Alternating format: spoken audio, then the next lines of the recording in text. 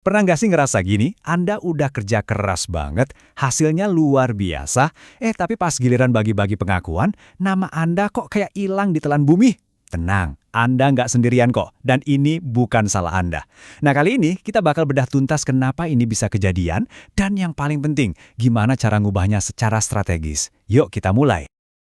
Oke, kita mulai dari satu fakta yang ya nggak bisa dibantah lagi lah ya. Anda itu pekerja keras.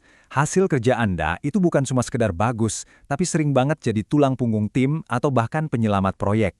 Itulah kenyataannya. Tiap ada deadline, pasti beres di tangan Anda. Terus kalau ada masalah yang bikin pusing tujuh keliling, solusinya seringkali datang dari Anda kan? Pendeknya, Anda itu the problem solver, orang yang dicari-cari pas lagi genting. Nah, dengan semua kontribusi luar biasa itu, logikanya kan nama Anda harusnya paling atas dong ya. Tapi anehnya, kok malah Anda yang ngerasa paling nggak kelihatan? Kenapa rasanya kesempatan-kesempatan bagus itu selalu aja lewat di depan mata, tapi nggak pernah nyamperin? Nah, disinilah kita nemuin tersangka utamanya.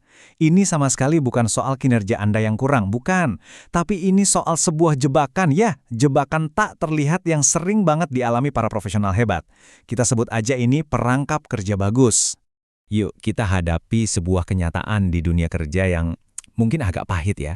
Jadi gini, jadi orang hebat aja tuh ternyata nggak cukup. Anda juga harus dianggap hebat. Persepsi bukan cuma kenyataan. Itulah mata uang yang sebenarnya berlaku di kantor. Coba deh bayangin ada jurang pemisah yang lebar banget yang sering kita lupain. Di satu sisi ada Anda dengan semua jam lembur dan proses yang rumitnya minta ampun.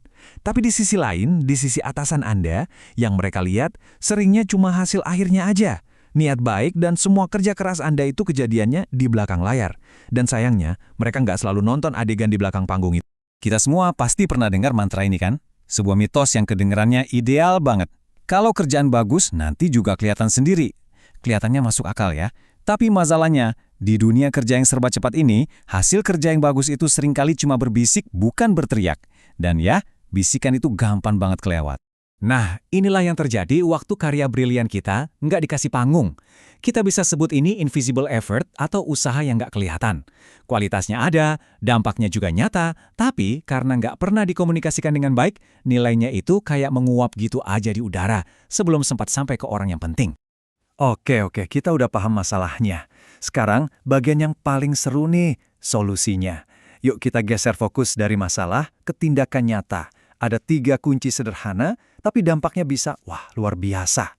Pertama, jangan cuma ngasih laporan, tapi coba diceritain. Jadi pas ngasih update, tambahin konteksnya. Kenapa ini penting dan apa dampaknya buat kita. Kedua, jangan cuma jadi penonton di rapat. Curi satu momen kecil aja. Satu pertanyaan pintar atau satu ide singkat itu udah cukup banget buat nunjukin kalau Anda ada di sana. Tujuannya bukan buat mendominasi, tapi sekedar nunjukin eksistensi. Nah, yang ketiga, Anda harus jadi arsitek buat reputasi Anda sendiri. Mau dikenal sebagai si paling inovatif atau si paling strategis, ya tunjukkan lewat kontribusi-kontribusi kecil yang konsisten. Coba deh bayangin kayak gini. Bangun reputasi itu kayak air yang netes ke batu. Satu tetes doang sih nggak ada artinya, ya kan? Tapi ribuan tetes yang terus-terusan itu bisa membelah batu loh. Jadi konsistensi dari hal-hal kecil itu jauh lebih kuat daripada satu aksi spektakuler yang jarang-jarang. Itulah kekuatan dari kehadiran yang rutin. Tunggu. Saya tahu nih apa yang mungkin lagi Anda pikirin sekarang. Duh, ini kan jatuhnya jadi pamer ya. Saya nggak nyaman deh. Wajar banget kalau mikir gitu. Tapi justru inilah saatnya kita bongkar pasang cara pikir kita soal visibilitas. Coba deh pegang prinsip ini baik-baik. Visibilitas itu bukan pamer, sama sekali bukan. Ini tuh soal tanggung jawab atas nilai yang udah Anda hasilkan. Karena gini, pekerjaan Anda itu nggak selesai pas hasilnya jadi, tapi selesai pas nilainya dipahami sama orang lain. Ini bukan soal ego, tapi soal memastikan kontribusi Anda punya dampak maksimal. Jadi, sebagai penutup, saya mau tinggalin Anda dengan satu pertanyaan buat direnungkan. Selama ini, energi Anda lebih banyak habis buat kerjain tugasnya atau buat mastiin hasil kerja Anda itu dipahami dan dihargai?